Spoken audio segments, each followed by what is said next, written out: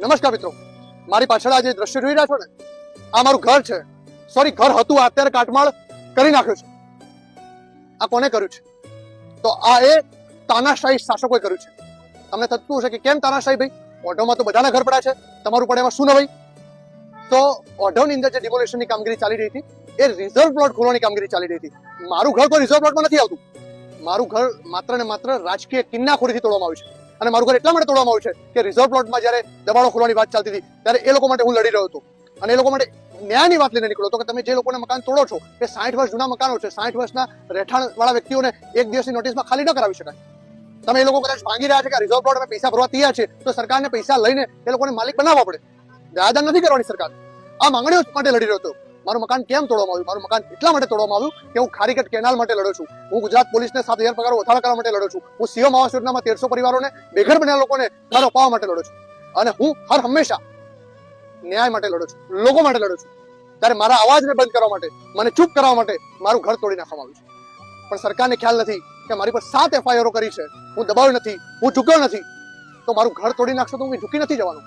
લોકો માટે, મારા વિસ્તાર માટે, ગરીબ લોકો માટે આવા મારા એક નહીં પણ મારા 100 ઘર તોડે ને સરકાર, તો પણ હું બમણી તાકાતથી લડવાનો છું અને છાતી ઠોકીને લડવાનો છું.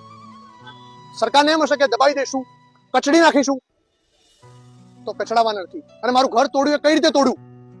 મારું ઘર એક દિવસની નોટિસ આપી હતી મને કે તમારું ઘર રોડમાં આવે છે, ઇલીગલ છે ને અમે તોડવા આવીએ છીએ. 3 કલાક પહેલા મને બતાવ્યું કે તમારા ઘરમાં આ પાર્ટ ઇલીગલ છે, એરો કરીને. અને 3 કલાકમાં મારા ઘરે હિટાચી મશીનો, જેસીબી મશીનો આવે અને મારા ઘર ઉપર આક્રમણ થાય. 500 પોલીસના પ્રોટેક્શન સાથે મારા ઘરને તોડવામાં આવી. તો દિવસે સરકારે મને ડરાવવાનો પ્રયત્ન કર્યો, ઝુકાવવાનો પ્રયત્ન કર્યો, પણ ના તો હું આજ સુધી ડર્યો છું, ના તો હું ચૂક્યો છું.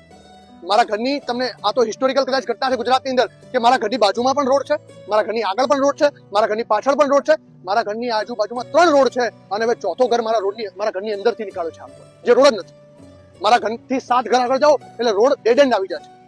મારા ઘરે દિવસે રોડ ખોલવા માટે બુલડોઝર લાવ્યા અને ઘર તોડ્યું. ત્યારે પણ મેં કહ્યું હતું કે તમે મારી પર કિન્નાખોરી હોય, મારી રાજકીય દુશ્મની હોય તો મારા ઘરને તોડી નાખો, પણ બીજા લોકોના ઘરને ન તોડશો. એ મારી વિનંતી હતી સરકારને. અને મારું ઘરે લોકો તોડીને ગયા છે.